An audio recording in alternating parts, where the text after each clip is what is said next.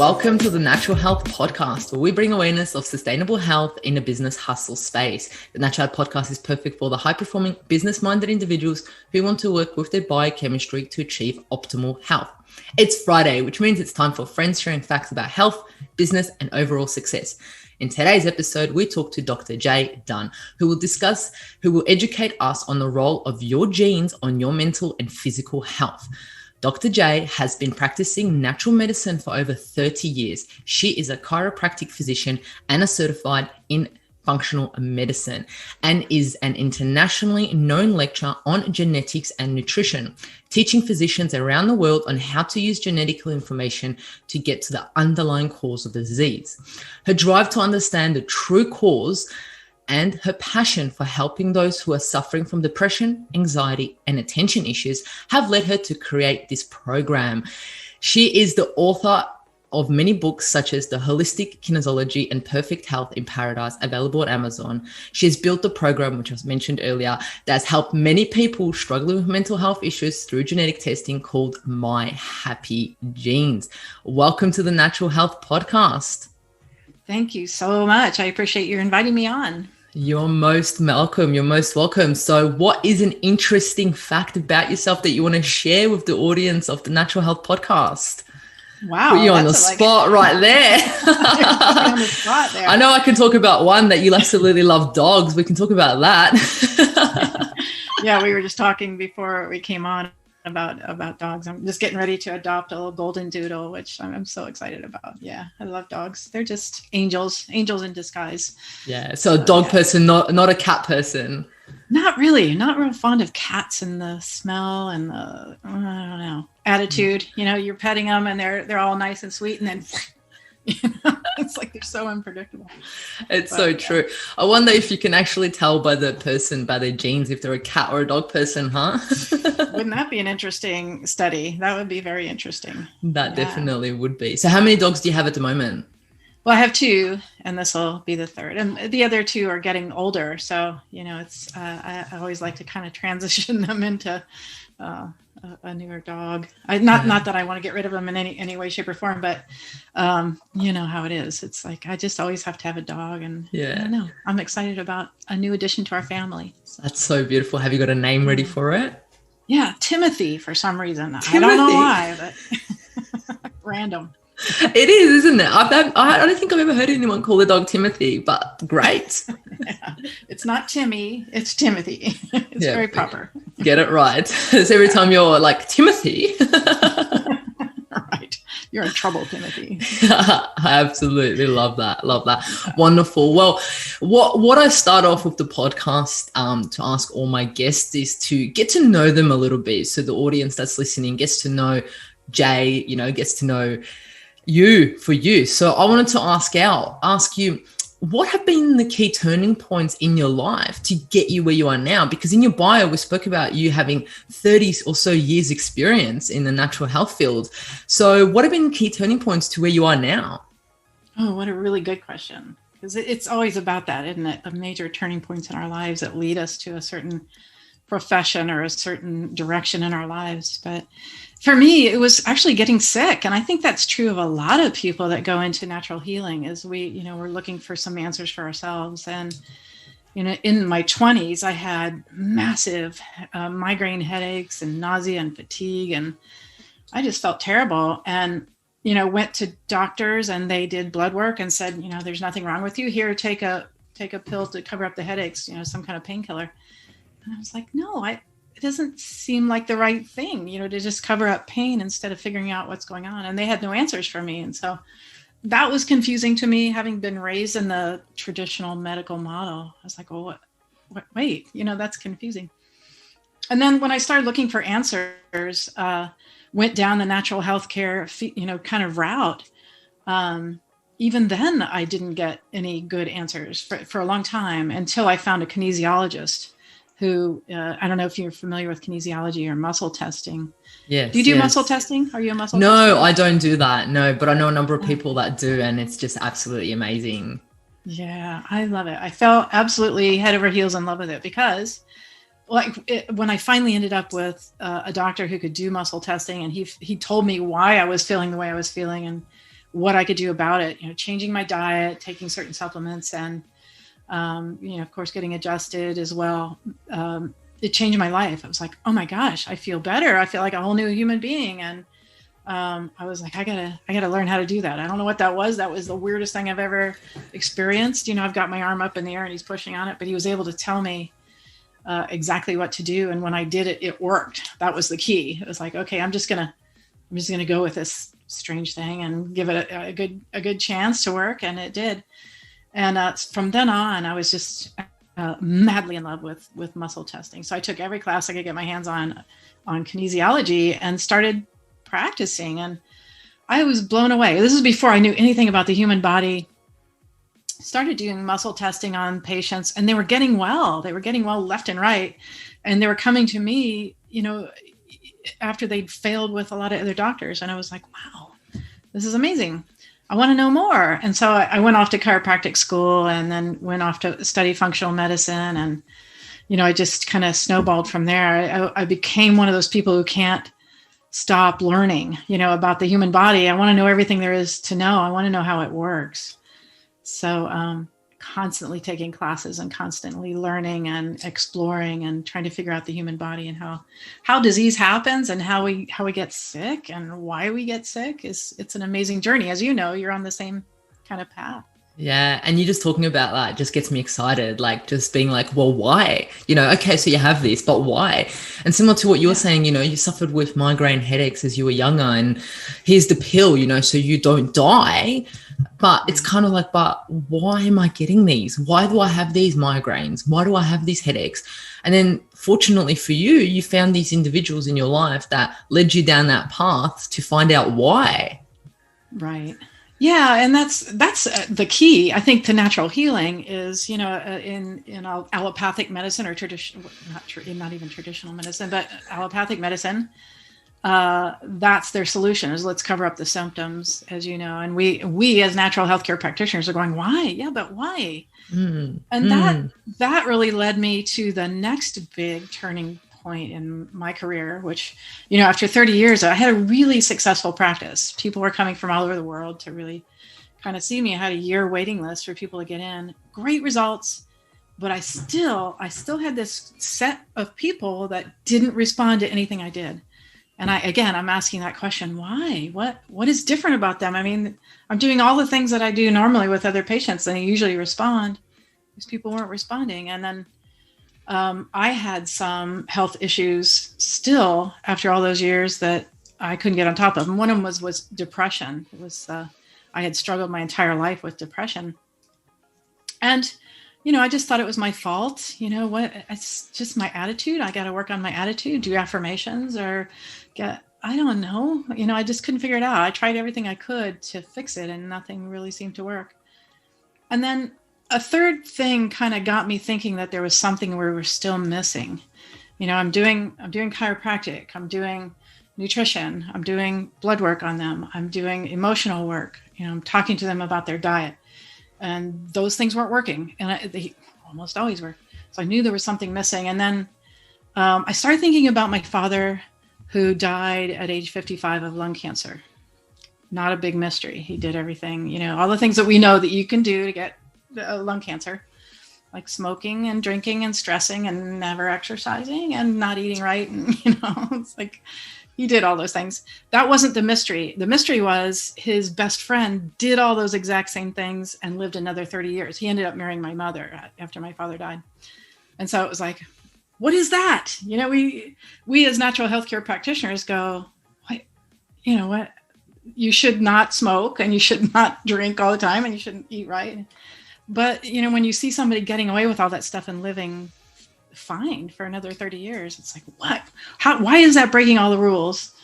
And I knew, we kind of just go, oh, well, that's genetics, right? And we just kind of like park that on the side and go, well, that's genetics. We can't get in there and do anything about that.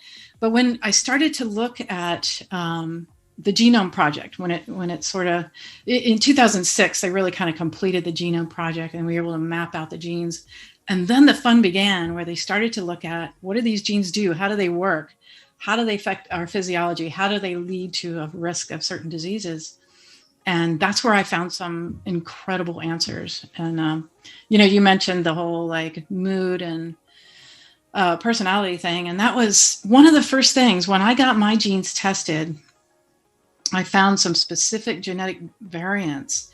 And as we began to look at, okay, well, it's not about, sorry, sucks to be you. You got a bad gene. It's about how does that gene work and how can we make it up for the fact that you have that gene and make your body work better. So for instance, one of the main genes that I looked at for me was the vitamin D receptor. And as a natural healthcare practitioner, you know how important vitamin D is to everything, your immune system and bone health and et cetera. And I can't absorb it. So my vitamin D levels were always, really low. And no matter how much vitamin D I took, because I can't absorb it, I don't make the receptor correctly genetically to absorb it. And so I started to look at, well, how does that receptor work? What do I need to do to make it kind of work better to absorb vitamin D? And that's where the answers came in. And that's where it was like stunning what happened. I started to understand the nature of that receptor, what its cofactors were, how to get it working in the body to accept vitamin D, to absorb vitamin D. And when I did that, my body started making dopamine and serotonin, which are the main happy chemicals, right, in the brain. And my depression, gone. I'm not kidding. No exaggeration. Within a week, my lifelong depression was gone. And I was like, I think this is happy. I've heard of it. I didn't really know what it was until I felt it. And it was like, this is what they've been talking about. It was like a whole new world. Yeah. It's sort of like being a fish and people are talking about air and you're like, oh, that's interesting. I think this is air, and no, that's not it. Until they, until you experience it, you don't know really what happy is, and so now my set point for happy is up here where it was down here all the time. And I was always having to try to get myself up to, some of balanced space. I don't have to do that anymore. That's where I live, is in Happyville, and it's a much better place to live. And I went, wow, that was stunning. After 40 years, well, actually at that time, it was over 50 years, looking for answers to my own depression. And within a week, it was gone by understanding my genetics. And so, I was on fire after that. And started doing it with my patients, the ones I couldn't get well, and they were getting well. They were coming back in and they were saying, you worked with people who are like chronic patients who are just like always something with them. This is the next thing. And they were all coming back in and I'd say, how are you doing? And they're like, good. Wait a minute. You're never good. What do you mean you're good? Yeah, I'm good. How's your energy? Good. You sleeping? Yeah. Anything hurt? No. Going to the bathroom? Yeah. Digestion's good? Yeah. Holy moly. It was stunning to me. These chronic patients coming back in going, yeah, I'm good. Like, wow. And then I put them on a program designed around their genetics, the supplementation program. And they'd come back in a month and they'd go, yeah, I'm good. And then I wouldn't see them for a couple months, 6 months, a year. So I was able to get them on a solid program, which was, really difficult to do before that. It was always like, okay, now we're going to try this. We're going to clear up your leaky gut. We're going to get rid of parasites. We're going to get rid of viruses. We're going to work on heavy metal toxicity. It was always like whack-a-mole, I call it. And their body was doing what it should do naturally. And it was because we were designing their nutrients around their genetics. And I was just like blown away by the results. And so I thought, I got to bring this to the world because this is big. I think we're on to like the next major breakthrough in natural healing. Yeah. That's a why. That's even deeper why than we had ever gotten to before. Like if you think about, let's take arthritis, for example. Let's say you have arthritis and you go to the medical doctor and he goes, oh, here's an anti-inflammatory. Never asks, why is that there? He just says, oh, yeah, we're going to get you out of pain. Well, this same person could go to a natural healing practitioner and they'd say, oh, well, you have heavy metals going on. We need to do some detox. Or you have an underlying viral infection that's causing inflammation. Or your diet is, you're eating something that's inflaming you. That's the next level of why. And the next level of why below that is genetics. Like what if you have a genetic variant that makes you susceptible to viruses, or susceptible to heavy metal toxicity, or susceptible to those food allergies? And we could get to that piece, work on that piece, then we don't have to detox them. We don't have to take them off certain foods. We can get in there really at the true root cause, which is the genes at the cellular level. So.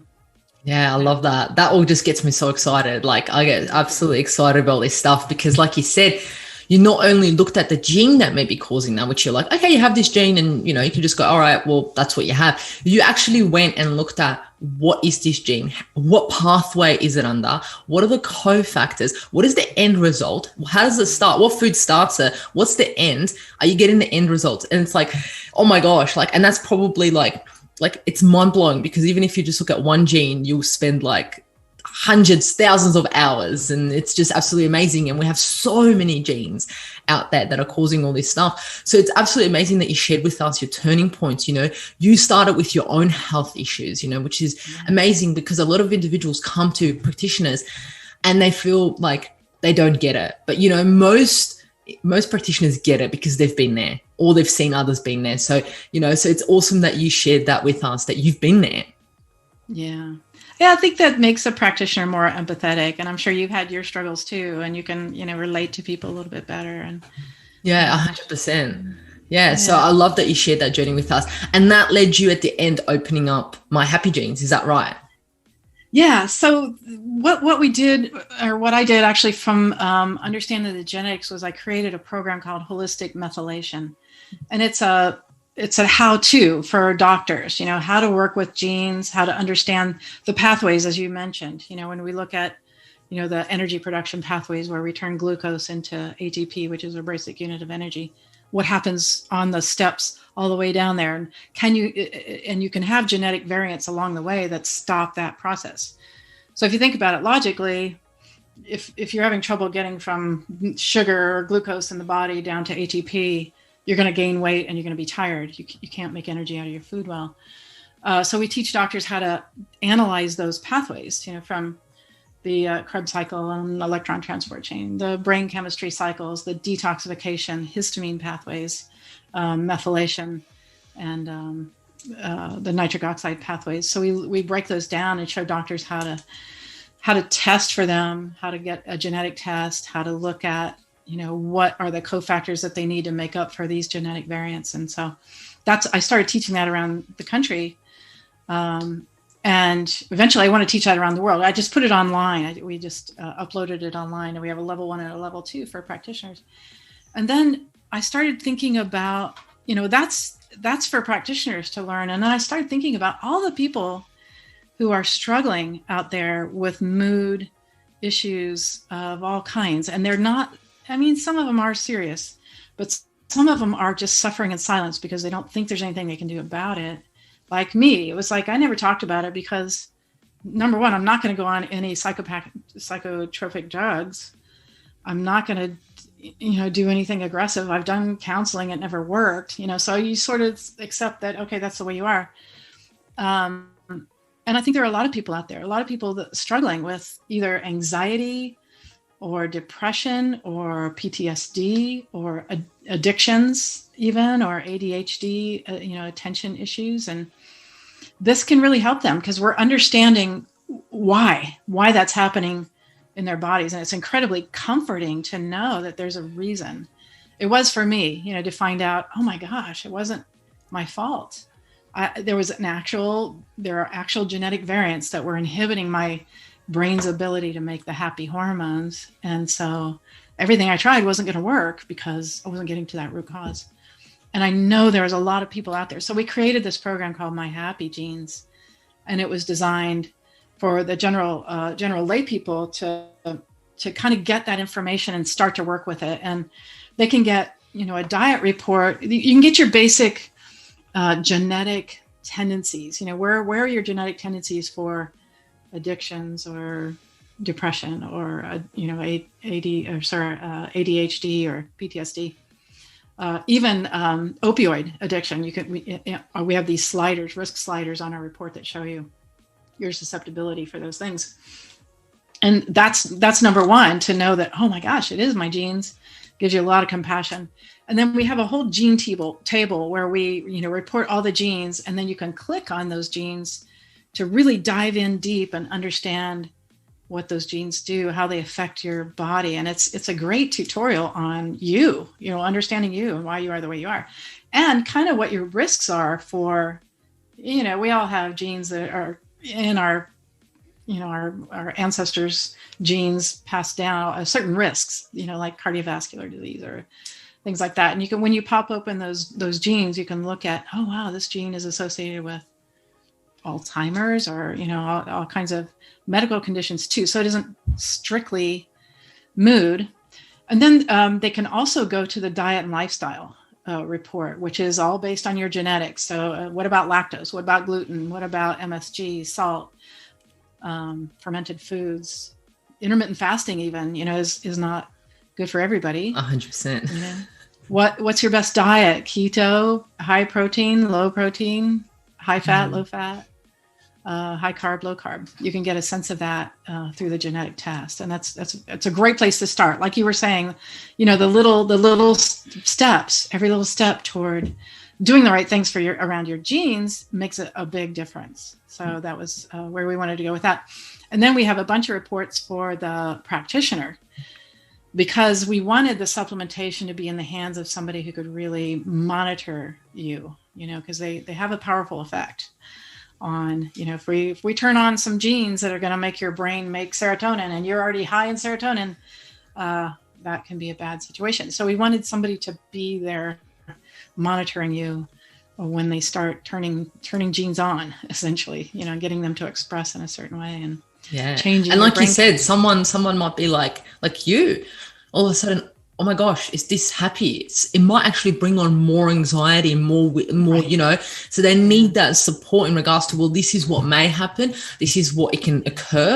And this is how you may feel. And if someone, instead of someone just reading their report and being like, oh, okay, cool. And then feeling those feelings and having no one to actually bounce it off. But then you go to a practitioner that understands it and they go, well, this is what's might happen. And you may feel like this. If you do it, we're going to adjust your supplementation. This is what's supposed to work.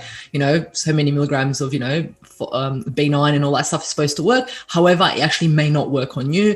We need to put it down because it actually may make you even more anxious. Right. Exactly. You said it very well.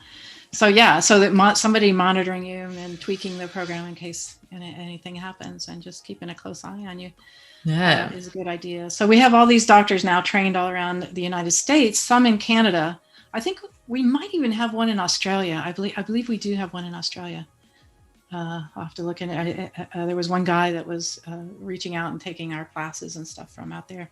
Yeah, beautiful. But we're hoping to reach the world now that it's online. Now that my classes are online, anybody anywhere can take them. So even lay people, if they want to learn this, they can do it. And I think I'm pretty passionate about that. And I know it sounds like you are too, empowering people to understand what's going on in their bodies instead of being that person who says, don't do this, don't do that. It's like, no, let's do this together. I want to be your coach. Yeah. Like I always say when someone sits down in front of me, I'm like, I know a lot about the human body, but I know nothing about your body. That's what I say. I know so much about the human body. I know how it's supposed to work, but about your body, I know absolutely nothing. And this is why you're going to sit here with me and share so much. And I'm going to ask you so many questions and, and all this stuff because you're going to open up your body to me. Beautiful. I love that. That's a great attitude. Yeah, 100%. And it's so relieving, especially, when you get somebody in who's never been to a natural healthcare practitioner. It's funny because in the medical world, I don't know about Australia, but over here, you have about 28 seconds to tell the doctor what's wrong with you. Where we might have 25. 25 over there. Nice. Where we go, well, tell me more. And they're like, really? You want to know? You're like, yeah, I want to know everything. I want to know your sleep habits. I want to know your stress levels. I want to know what's happening in your home life. I want to know, do you poop? All the things. We want to know it all because it all points to us understanding, like you say, understanding them, their body and what's happening there. And so they start to get in touch with their own body. They go, oh, well, well, now that you mention it, I think I do have that. It's funny how out of touch a lot of people have become, because the doctors are saying, look, I understand your body. You just sit back and I'll take care of it. It's like, no, we're not. We're over that. We're over it. It's not working. 100%. That model doesn't work, Yeah, 100%. Yeah, well, thanks so much for sharing that information in regards to your key turning points in your life. I mean, there's been so many, and so many people are thankful that has been so many, because at the end of the day, this is the result of it, which is an amazing program, an amazing product that you've put forward, which is absolutely amazing. So, you should be very proud of yourself putting that forward. And, all those times that you're sitting there and you're researching, it's coming it's coming to fruition, which is an amazing thing to see. But, and I guess back in the day, success for you would have been a lot different to what success is now. So what does success look like for Jay now? That's a really good question. You have good questions. That's excellent. Success is the program working. And, it's funny because when I started getting into natural healing, the first time I worked on somebody and I got great results, they said, thank you. You gave me my life back. And it's like, yes, that's what I want to hear the rest of my life. And that's my reward. It's really not about money. Money's nice. I don't want to poo-poo it at all. I enjoy money. But to me, the biggest reward is people getting well and feeling better and experiencing their body and understanding their body and experiencing the benefits of natural.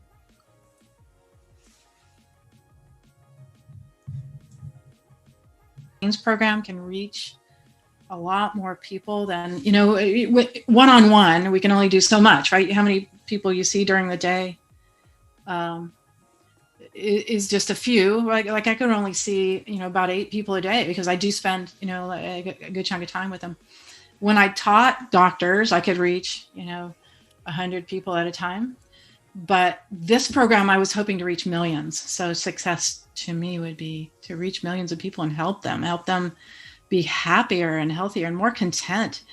And it's interesting because contentment is an interesting concept. At least in the United States, we're never content. We're always like more, bigger, more money, more cars, more houses, more. You've definitely passed that on to us Aussies here. Really? Yeah. Sorry about that. That's, we look at Europeans and they go, yeah, I'm going to take a couple hours off for lunch. And we're like, do you know how much stuff we could get done in 2 hours? Gosh, what do you, slackers. But at the end of the day, it's like we're exhausted and we're not happy, no matter how much we get, no matter how much we accumulate, how much we do. It doesn't lead to happiness or contentment. And so one of the really interesting things is that when you get the brain balance, there's this level of contentment that happens. And we're seeing it with addicts, even with like meth addicts and heroin addicts. I've seen it happen where they just go, I don't even have any desire anymore. And it's not just short-lived, it's long-term. And it's because we're flooding the brain with dopamine, and dopamine is sort of our reward hormone. If we get the body making dopamine naturally and get the levels up, there's this level of contentment that happens to where you're not like, oh man, I got to get more. I got to earn more money. Sleeping is a waste of time. Let's go. That's very cool. So I think it can change the world and maybe calm us down a little bit. Yeah. I love that that's your view of success. It's it's selfless. It's very, you're giving. It's very, you kind of like, you felt this content, you felt this happiness, and you're like, oh my gosh, everybody, look at this. Come have a look at this. You just want to share that with everyone. Right. And so what we tried to do with the MyHappyGenes program was recreate what we were getting in the clinic. And so we created this software algorithm that kind of, calculates your genes and looks at your biochemistry. And then you do a symptom questionnaire. So it kind of chunks all that information and then spits out this supplement program, for the practitioner to look at. But the whole goal is, all of that, just this level of happiness. The world could sure use that. Right now, especially. And we're hoping to create a couple of nonprofits, one for for homeless, that I have a big heart for homeless people, because they're usually addicted to something or have mental health issues, or both, often both. And we just throw them away. I mean, we just don't even, we feed them, but that doesn't solve anything. And it's just this, you look at them and you go, wow, that's somebody's son, that's somebody's father, somebody's brother, somebody's family, and they're just sitting on the street, and not a good And it's place. definitely a brain imbalance. Like I know one day I thought I'll do something amazing. I got some gift cards, right? And I went around Melbourne and I went to the homeless, and I didn't just give it to them. I actually sat down and I was like, hey mate, how you going? Look, here's $25, go get yourself a meal or something. But I wanted to find out, like, how you going? How long you been on the streets and things like that. And the recurring thing that kept happening was, I feel better on the streets because I have a community and people understand and I belong. It was so interesting.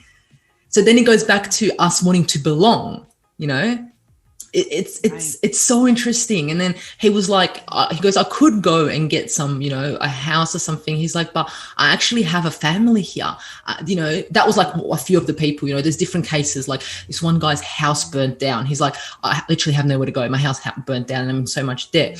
So, and how much brain imbalance that would cause also is so interesting. So I love that you're wanting to do, a non-for-profit around that. So, and it's true, we kind of do leave those people on the side and we just walk past and look down on them in a way. Yeah, we don't know what to do. We don't know how to help. And that's hard. I remember being in New York City and I'm stepping over people because they're just everywhere. They're all over the sidewalks. And there was one guy, this is where it just really hit me. He had this sign in front of him. He said, I'm dying of cancer. Please help me get a hotel room where I can die comfortably.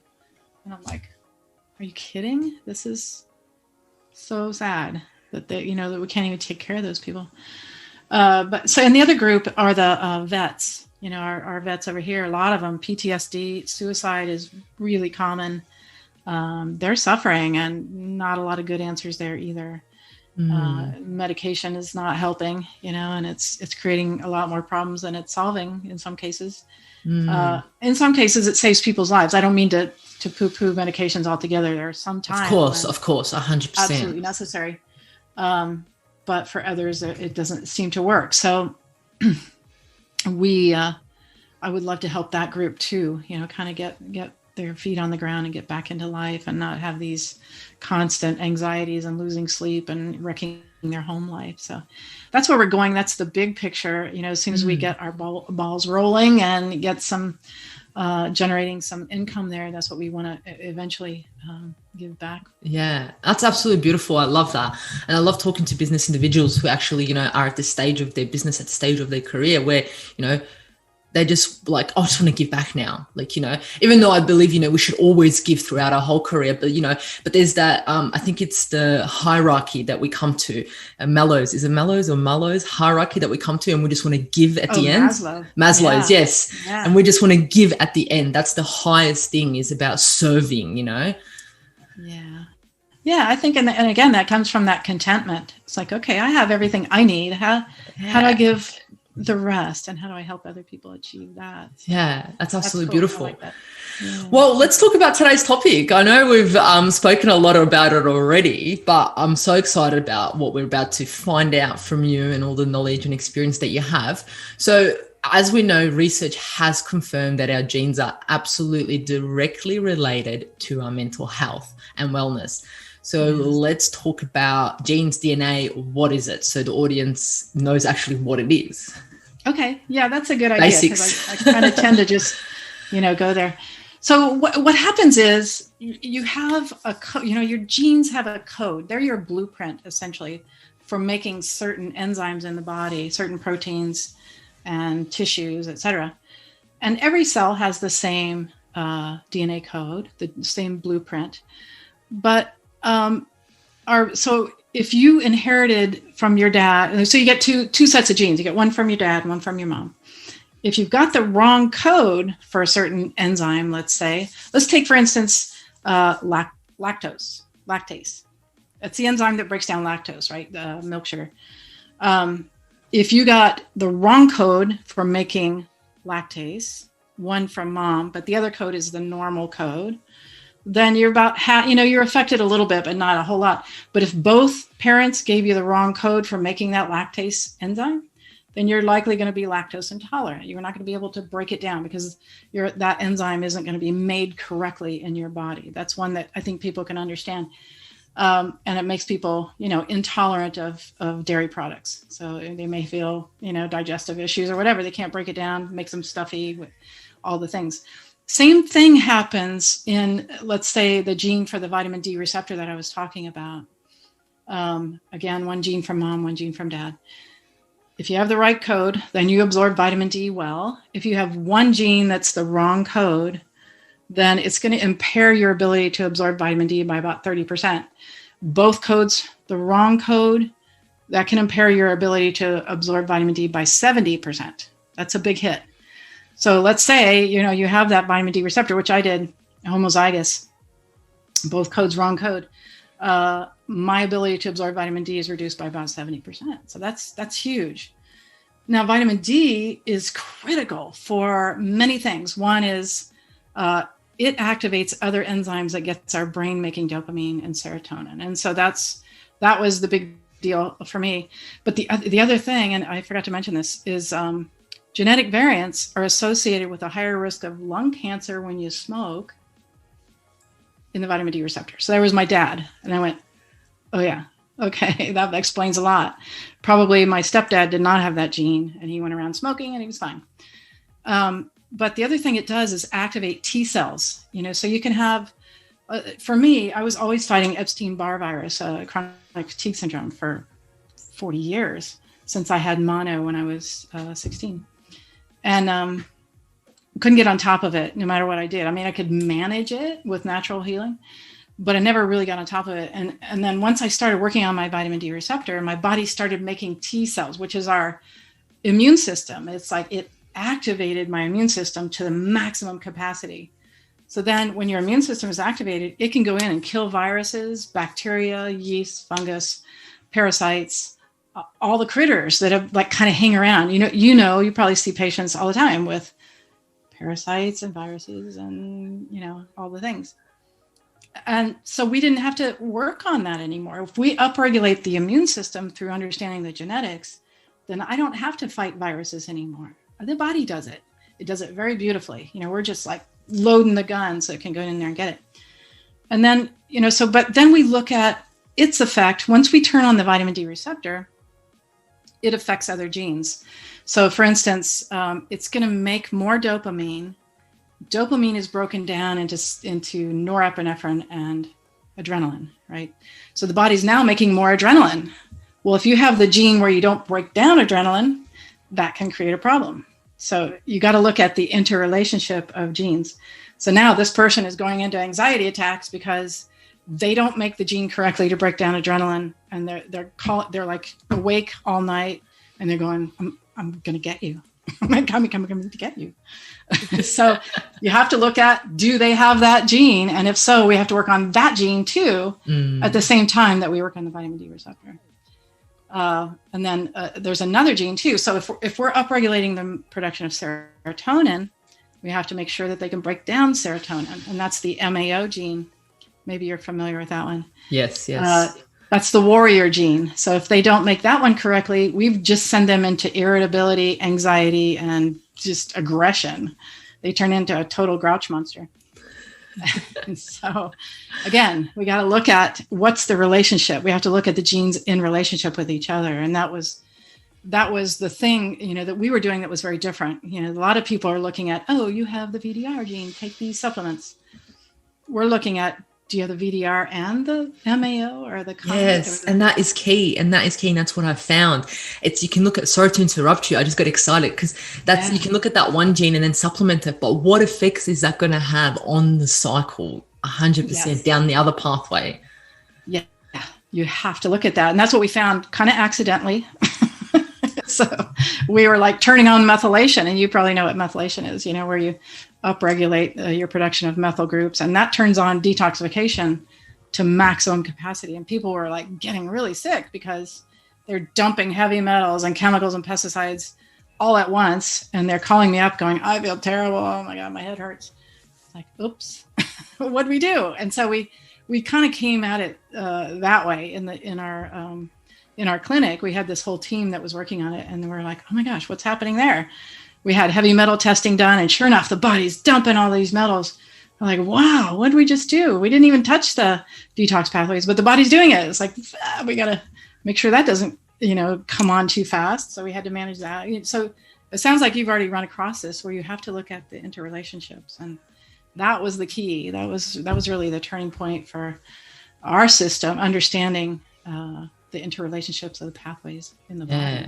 And each person's different, isn't it? And yes, yeah, it's crazy. So can we change our genes? Does it determine the way we are? Like, is that like if we, got the gene from mom, got the gene from dad, and that's it? Can we change that, or is that just the way we are? No, you can't change your genes, but you can change the expression of your genes. And please explain. That's the epigenetics. The phenotype can change, not the genotype. So that, your genes are always going to be your genes, supposedly. I don't know. Who knows? Maybe they will change. But you can change the way they express, very much so, very powerfully. Even Bruce Lipton talks about this, how our emotions change our expression of our genes. But nutrients do too. So for instance, again, that vitamin D receptor, think of it this way. So here's your receptor. You have genetic variants. It's closed. Vitamin D trying to get in there, it can't. If we take certain cofactors, it changes that conformation. It opens it up. D can get in. So now you've changed that way that gene expresses, that enzyme expresses, I should say. And when that happens, it changes the conformation of that enzyme and allows it to work right. So all the enzymes in our body have cofactors or coenzymes, and they're basic stuff. They're vitamins and our minerals and cofactors. And I get this question all the time. Well, then why don't I just take a multivitamin and just like flood the body with everything it needs all at once? It's a disaster because what we talked about, certain nutrients can upregulate a pathway that you don't want upregulated because it's going to be a problem for you genetically. So what we do is we design your program around your genetics. So it may be like, okay, you need a little more vitamin K2 and A and D, but we also have to put it in with magnesium and zinc, but no selenium, and B6, but no B5. It's very individual. So, and very unique to you. So these multivitamin is not going to do it. It's not like, the body's going to get rid of anything extra there, so I can just throw that in. That way. Yeah, and I guess the audience that's listening might be like, okay, well, I did go to the chemist and I got myself some B vitamins or some magnesium and I took it and it didn't work, or I took it and it made me anxious, or I took it and I couldn't sleep. Well, this is why. Exactly, because it's your genes. And when we look at, things like turmeric, I think everybody in the natural healing world knows that turmeric is an anti-inflammatory, but it's really bad for certain genetic variants, including the MAO, which sounds like you're familiar with. It'll block the MAO from working correctly and cause serotonin excess in some people and make them really grouchy. Green tea, same thing. It can block your ability to break down adrenaline. So there is no like one size fits all in anything. Well, water, I take it back. Yeah. We all need water. 100%, and good quality water. We always talk about the quality of the water, 100%. Yeah. So look, you are the founder of MyHappyGenes. Yeah. You've spoken a bit about it, but how is it different to any other gene testing platform? I mean, people would have heard about My DNA, Ancestry, and so forth, but how is it different? That's a really good question too. We were a bit dismayed by the amount of data that we were getting out of Ancestry and 23andMe. They only check for 40,000 or fewer SNPs, and we're checking for 376,000 on our array. That's number one. Number two, they're selling your data. So if you're not aware of it and you just sign those terms of privacy, we make a big point of that. They are selling your data. Like, just know that. That's huge, and you need to understand what that means. Right. Please know what you're doing and where you're getting yourself into. You're like, that's a key point. Yes, it's scary. You know, the more we get into genetics, the more that's a little bit scary to put it out there. Who knows what's going to happen? You know, you're going to get denied employment or insurance or whatever down the line. You know, it's just a good idea not to share that. Who knows? I don't mean to be paranoid or, you know. But I think it's a good idea to protect your privacy. 100%. I would agree 100%. So it's glad that. So MyHappyGene doesn't sell your data. We don't. We on our test, it's only tracked by a barcode. So when you register your kit, it has a little number there, and you register that, and it goes to our lab. We have a private lab. They process the data and they send it back with that barcode number. Never your name. Your name is never on it. 30 days later, they destroy your sample. So it's not going to go anywhere. It's dead. Amazing. That information comes back to us, and you can put whatever name you want on it. Again, I put Mickey Mouse on mine, just so, put it on there. So your privacy is protected all the way through. As much as we can do it. Data breach happens, but if you don't have your personal information in there, then it won't happen.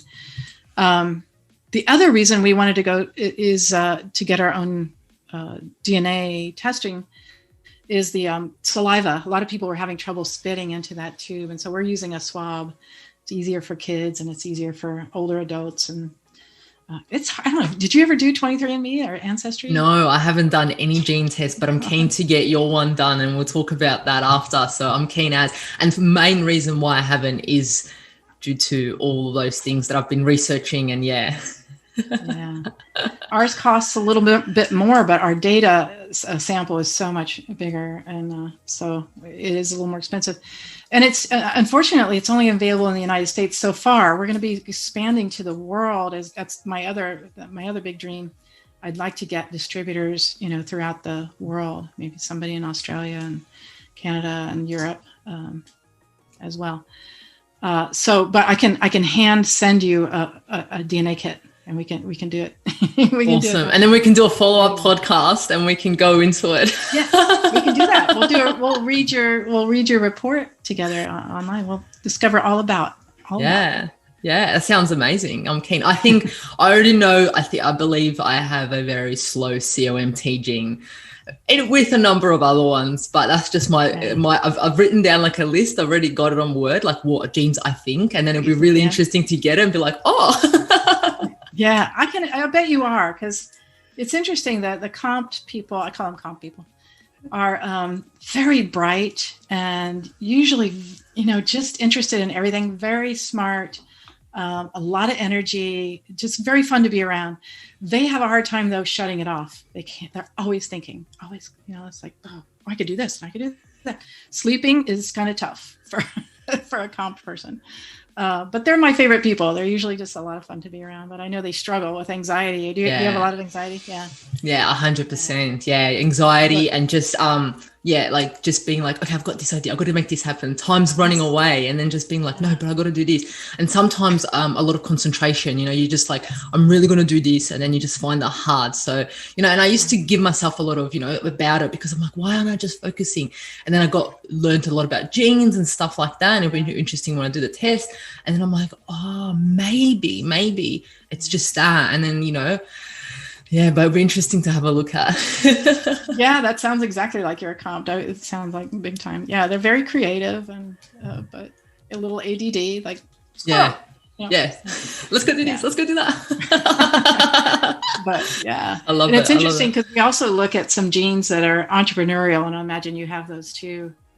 The DRD3, the dopamine receptor 3 is very much. Yeah, I've got a question about that. I was going to ask you about the DRD3 gene being entrepreneurial and how it impacts business professionals. So yeah, you can go and talk about that now. Yeah, it's really fascinating because just about across the board with natural healthcare practitioners, I find that they have it, and it's usually we're the ones who. We don't like to be told what to do. We can't work for other people very well. We have our own ideas about how things should be done. creative. We're always thinking about, hey, we could do it this way. This could be better. Just thinking of better ways to do things. And we don't follow recipes well. We're like, oh yeah, a little bit more cinnamon in this would be really good. Or I could put this in there. I put nuts in there. Again, that's that creativity, but also the entrepreneurial piece of it is kind of fascinating. And when I look at, I had a patient recently he's a pararescue guy, and he goes in military, and he goes over to these really intense rescue situations, dives, just jumps with a parachute in and rescues people. And I looked at his genes, and he has 0 DRD3s. He will follow orders to the T.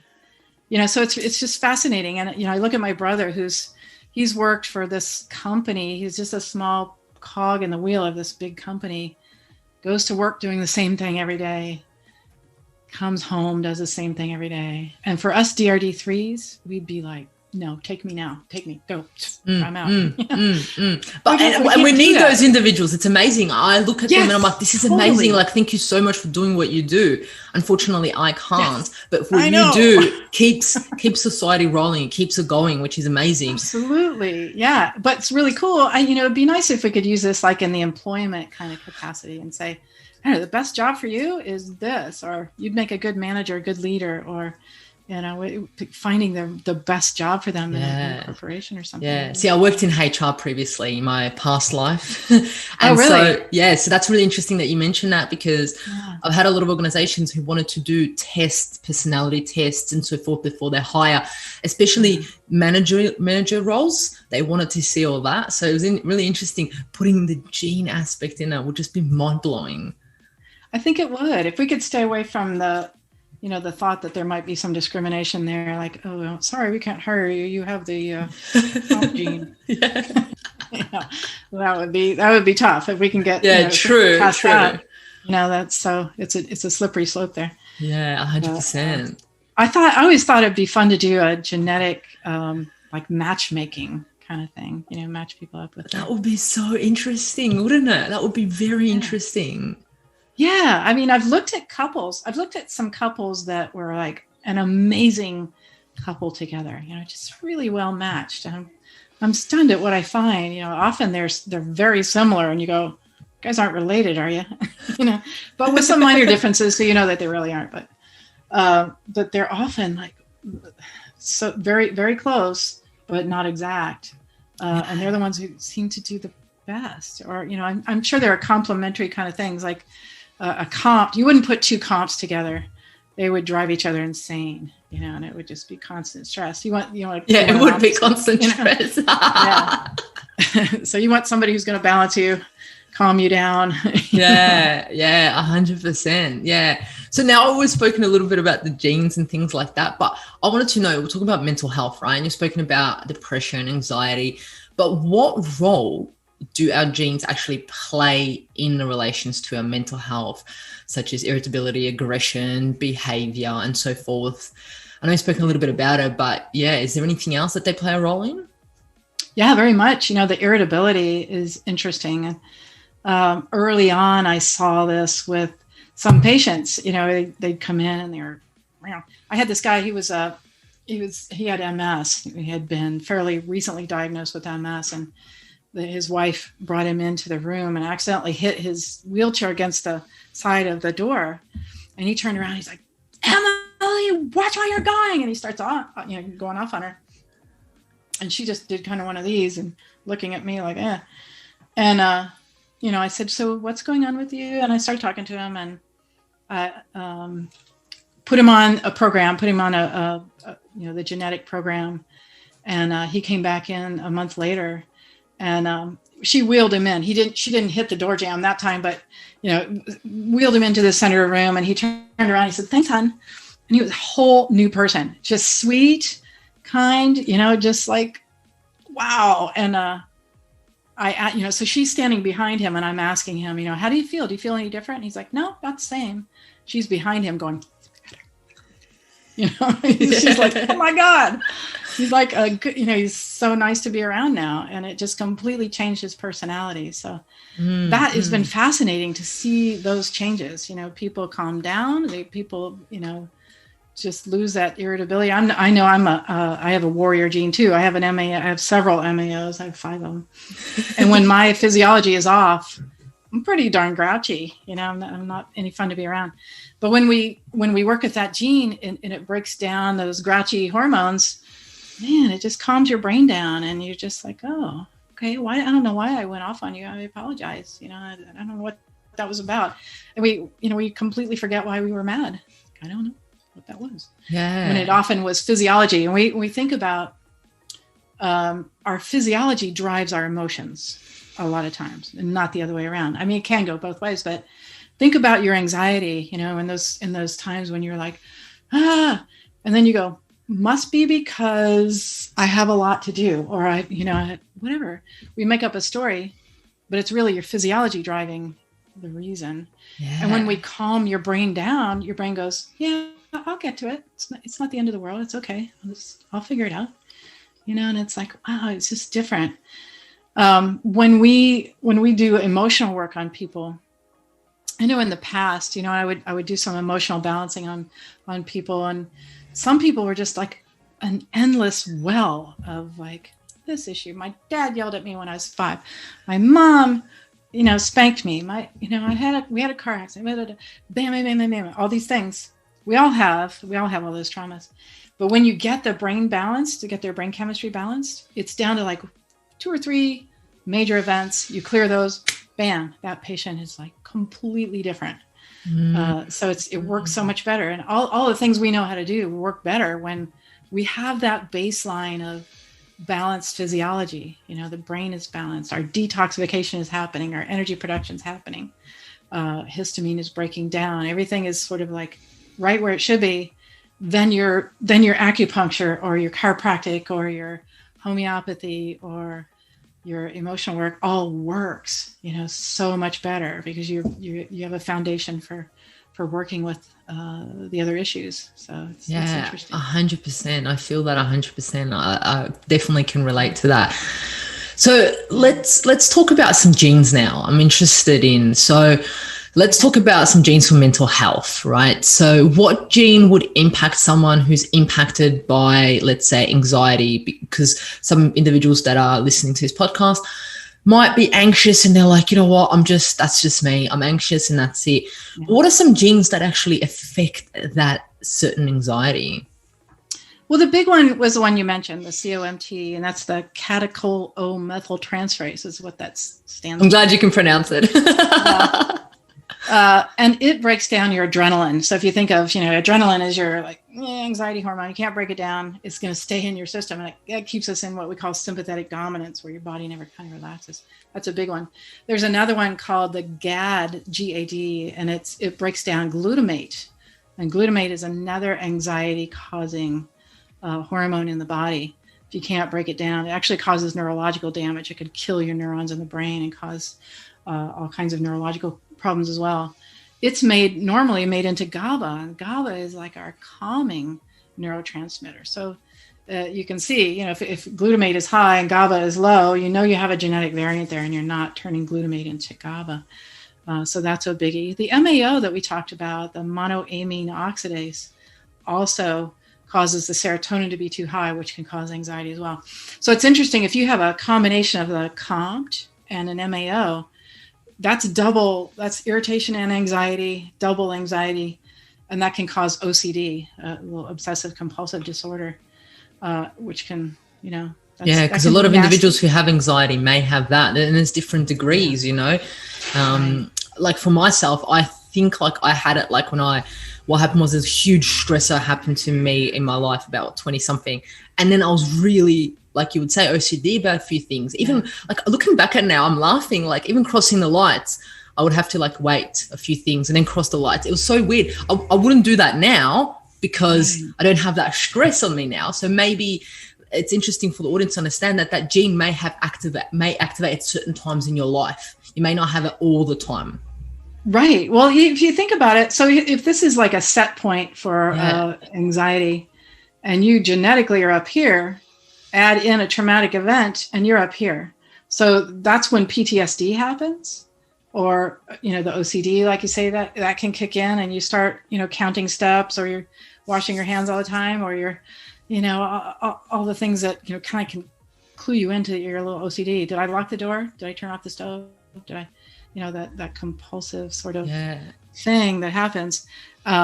You're set up for it. You're already your set point is higher than normal. So if we can reset your genes down to here, then, your body's going to come down, and your body's going to calm down, and you can kind of handle those things, get on top of them, get, maybe like, a little emotional balancing or whatever, and get clear of those kind of issues. So that's where the compassion comes in. I call it genetic compassion. Understanding that it's not you, it's not your fault. We blame ourselves. We beat ourselves up, I think, pretty readily. And, it was interesting in things like weight. I found one of the first times I saw this with obesity. I had a woman who flew in from New York, and she was so big that she had to buy 2 airline seats to get there. And, I knew she was overeating. You look at her and you go, okay, there's some eating going on here. You can't get that big without, eating. But I'd ask her, how's your diet? It's pretty clean. I eat pretty good. Often they're embarrassed. They don't want to admit it. They don't, it's like, it's got to be something else. Well, I put her on one of the methylation programs or the genetic programs. And she called me up a week later and she was crying. And she said, oh my God, she said, I didn't tell you this, but every night I had to have sugar, and often I would eat a whole bag of Oreos before I went to bed. I couldn't not do it. Like I didn't have the willpower to stop it. She said, on this program, I don't want it. She said, I can't believe it, that it's not my fault. I'm blown away. And the weight just kind of came off because she was able to just push it away. She didn't want it.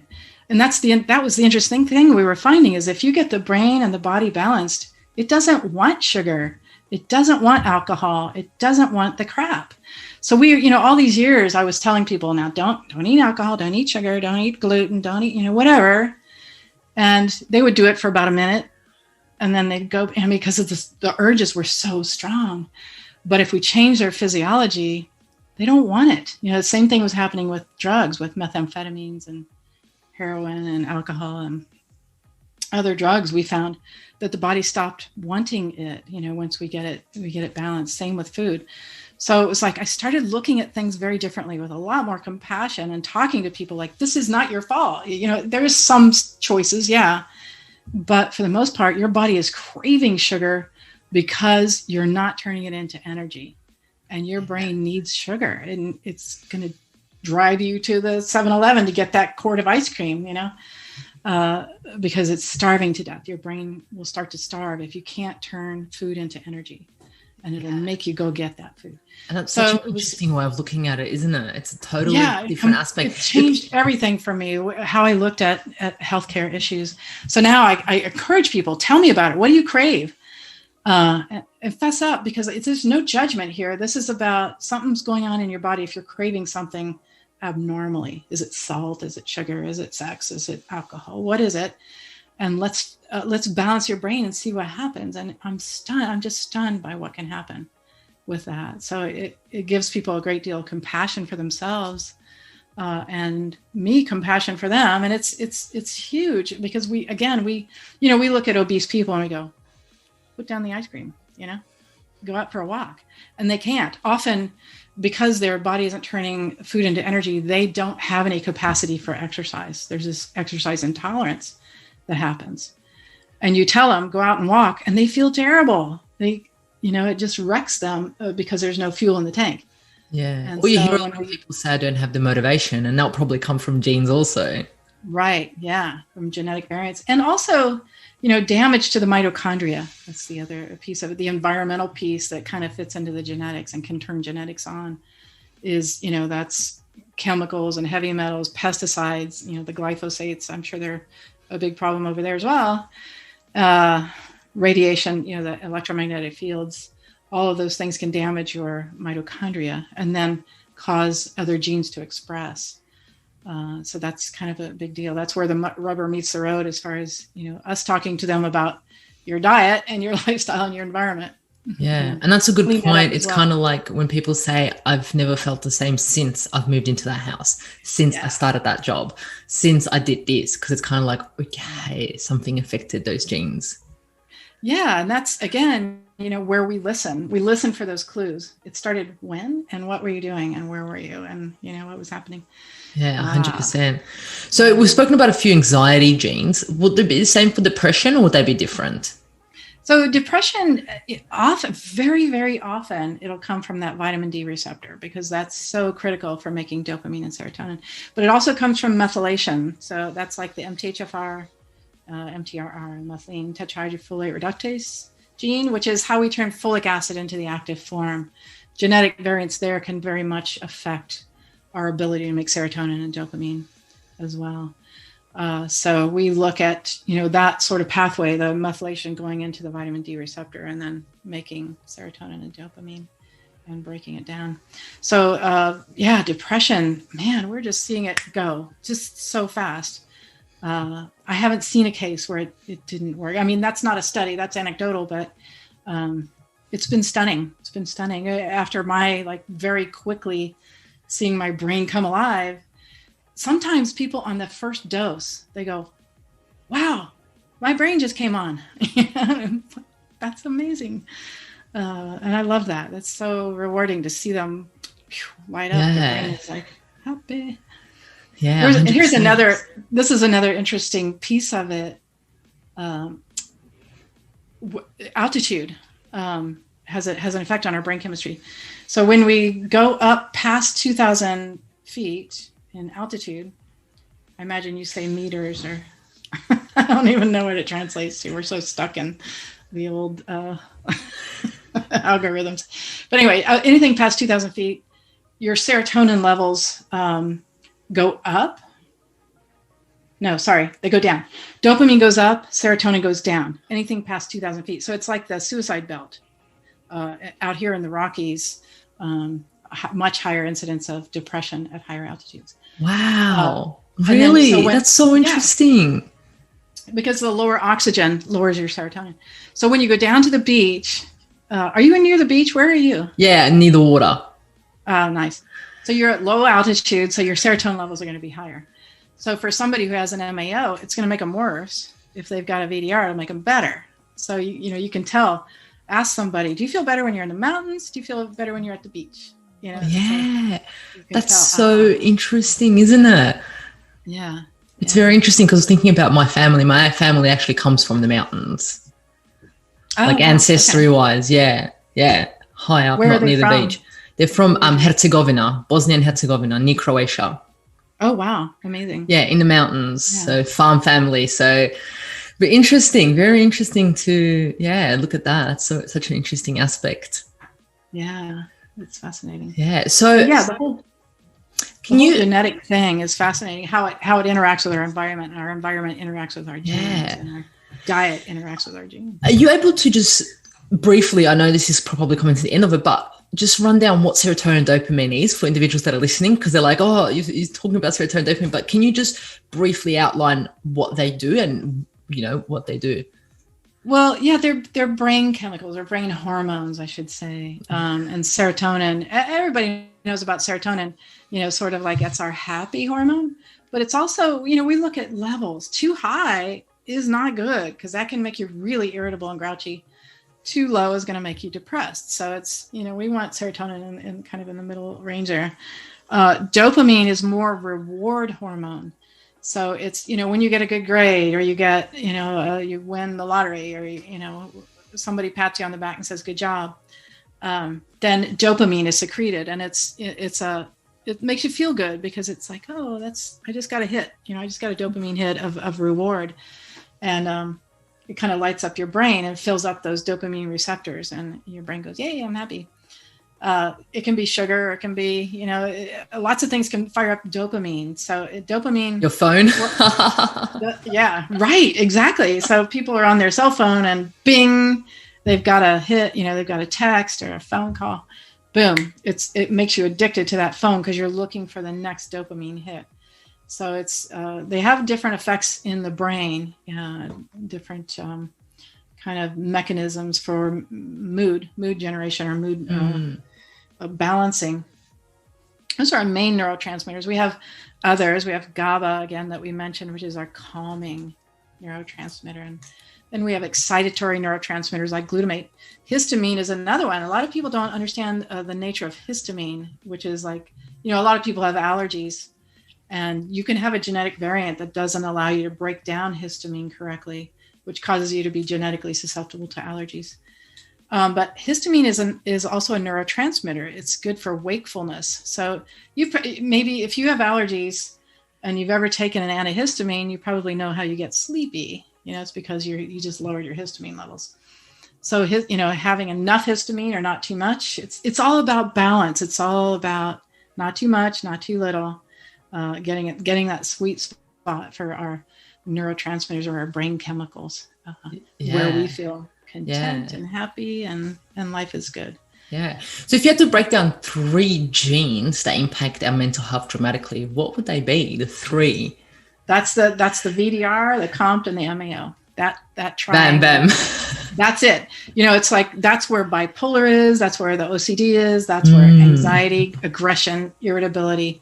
It's all right there. The depression, the ADD is all right there. So that's a big piece of it. But we also do look at, there's a lot of peripheral genes, but those are really the hub genes for our brain chemistry. So understanding, do you have a MAO with a COMT or a VDR with a COMT or a VDR with an MAO? What's the arrangement that you have really determines what your brain chemistry is going to be like. And I can look at a report and just go, bam, I know exactly all about you. And then we modify it, with those that dopamine receptor genes and the GAD genes and the, some of the other genes. The methylation genes. So I can look at it. It's really fun to look at a report and go, all right, I'm going to tell you all about yourself. Don't tell me anything. I'm going to tell you. Let me get my ball out. It makes you look like a mind reader. It's like, oh, you got this going on and that going on and that going on. Yeah, it's interesting because the other day I was out and unfortunately the waitress wasn't the happiest, especially because she had a lot of stress going on. There was a lot of stress happening, and usually I would be like, oh, what's happening? But I just sat back and I said to my partner and I said, that's okay. I excuse her for her brain chemistry. What I usually say is, oh, look, there's an MAO. Sounds like me, definitely, 100%. Yeah. So how does food impact our genes? I know we spoke a little bit about it due to the nutrients, the cofactors, and something along those lines. Is there any other way that we can impact our genes? Yeah, very much so. So let's take the MAO, for instance, the monoamine oxidase, the one that breaks down serotonin. That person would want to stay away from anything that increases serotonin. And those are foods with tryptophan in them. So we look at their genetic report and it'll show, oh yeah, stay away from the obvious turkey. Bananas are high in tryptophan, spinach, chocolate, aged cheeses. So we counsel people on like, okay, you already are back to your serotonin levels are already too high and you're irritable. Don't, try to avoid these foods as much as possible. You don't have to be 100% teetotaler, but this is going to make this worse. So same with like a COMT, we would counsel them on don't do caffeine because that's going to make adrenaline and you're not going to be able to break it down. It's going to make you even more anxious, looking at green tea, looking at things, like that are stimulating in the body. Yeah, you're going to want to avoid that because your body genetically can't break them down. We talked about like the gluten for some people that have those gluten genes need to stay away from that. We're going to increase your resilience by giving you cofactors, but it's never going to be your friend. So we can give you a good sense of like, where's your best diet? Stay away from the bananas and the turkey and the tryptophan foods. Stay low on those. Sulfur foods are another biggie for people who have that sulfur transferase enzyme. They can't break down sulfur. These people are often, sensitive to wine and beer, onions and garlic, broccoli, cabbage, those things that are high in sulfur, coconut. And they're also healthy foods, aren't they? I know, right? You think, oh, those are supposed to be healthy. Yeah, not if you can't break down sulfurs. So we counsel them on, you're going to have to stay low on these. The sulfur, do you know much about the sulfur? Not too much. It's a fascinating one. And I find it to be the source of a lot of like digestive issues, emotional issues too. And respiratory, they'll have like, these people have this cough that you can't figure out, like this chronic cough that isn't an infection and it's not an allergy, it's sulfur, and it causes like a lot of bronchial irritation and gastrointestinal irritation that you can't figure out, so it's, I don't know what's going on here. This is so bizarre.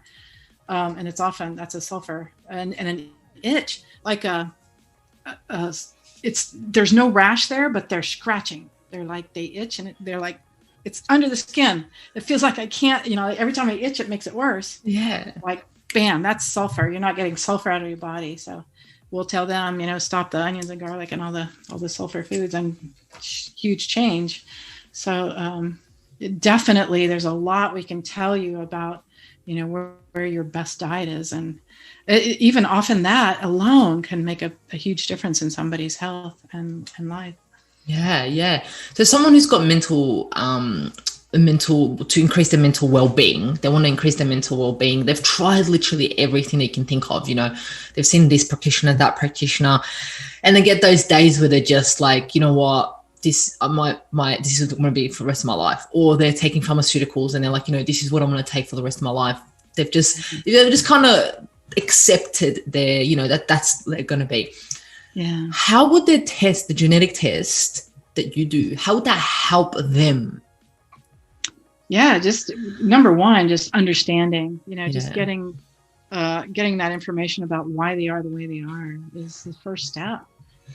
Going, when they click open each of the genes, you can click on it and it opens up a window and it says, this gene breaks down your stress hormones and it's associated with anxiety, insomnia, ADD, da da da. You can click on those and it goes right to a study. So there's nothing in here that I didn't back up with a really good study from, like PubMed or National Institute of Health. They're all like really good peer-reviewed studies.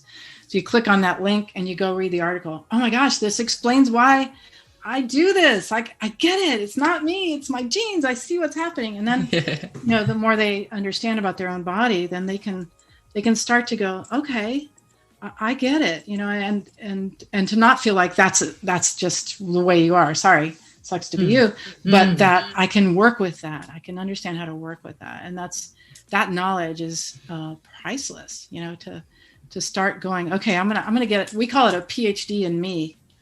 I'm going to get a PhD in me, and I'm going to understand why I am that way. Why am I so impulsive? Why am I so irritable? Why am I so anxious? Yeah. And how do I fix that? And that's where we started, was kind of like biohacking. And I think you referred to that when you did the introduction about how do we biohack? How do we make these bodies work better? And I'm on a mission to find out and to biohack as much as possible to keep us healthy. My mom is my best guinea pig. She's 95. Wow. Still going strong, no health issues, great attitude, still lives by herself. And you've definitely done her gene profile. Yeah. And so, we definitely saw some things there, but she still has her martini every night. Who am I to argue with? She's 95 years old. She can have her martini. Makes her happy. I'll make it for you.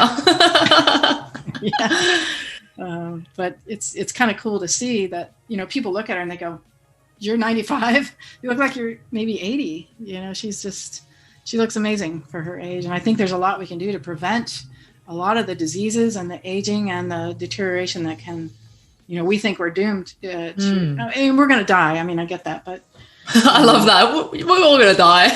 Well, it turns out maybe, but I think we can delay it. I think we can live more healthily and robustly without medication. She's on no medications except one little blood pressure medication.